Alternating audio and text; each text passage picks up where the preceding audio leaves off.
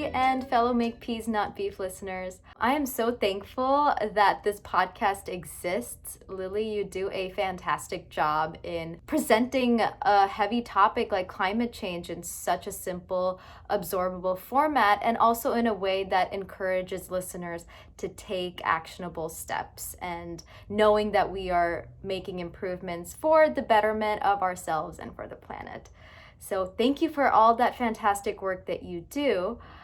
But my question to you is, as a climate activist, how do you balance respecting one's individual journey versus the immediacy of the climate crisis that we are in? Yes, systemic change is so crucial and is probably going to have the most significant impact, but we can't disregard individual behavioral change, right?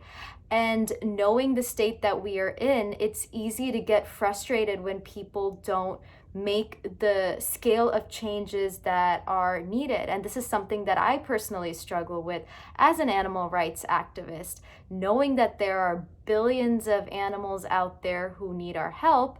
And similarly with the planet, where we're running short on time. So how do you balance that effective advocacy to be the best advocate and activist that you can, while also ensuring that you aren't deterring people from making the change by making them feel pressured or rushed, if that makes sense? So yeah, would love your tips on that and your thoughts on how to be effective yet bring about the immediate change that we need in this world.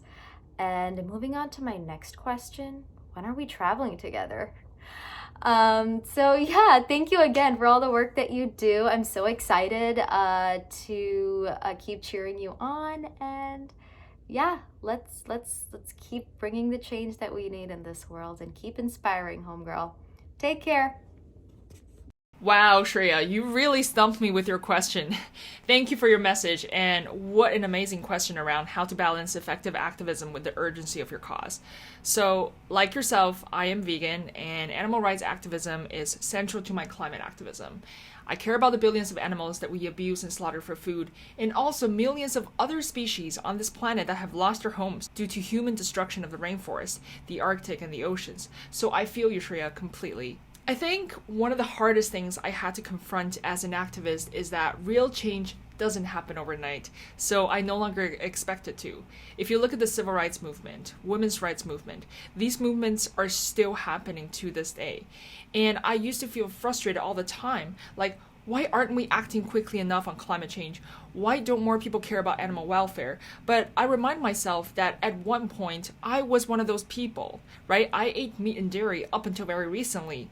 I used to not know about climate change until I watched The Inconvenient Truth. Some activists out there had to educate me and open up my eyes, so now it's my turn to pass on the torch. So, Shriya, I want you to know this. You are powerful, and your message is absolutely contagious. Don't ever for a second think that your work as an individual is insignificant or doesn't have an impact, because it does. Wherever you go, you carry your passion with you.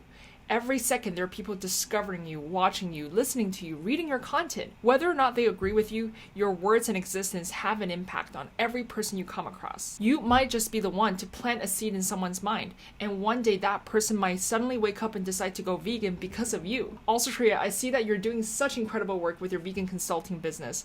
Maybe 10 restaurants in St. Louis are going to go vegan next year because of you, and hundreds more will follow suit. So be excited by that kind of possibility that you can bring. And whenever you feel frustrated that there isn't any kind of systemic change, rest assured that there is. Just look at the rapid success of Beyond Meat, Impossible Foods, Just Eggs. Look at the booming plant-based milk industry in the past few years, penetrating every single major supermarket out there. It's a sign. Our society is shifting. Lastly, I would say the most important thing is to remember that any change has to start on a local level before it can become global. So, Shriya, by doing the important local work that you are doing in St. Louis, you are paving the way for global and systemic change that the world is ready for.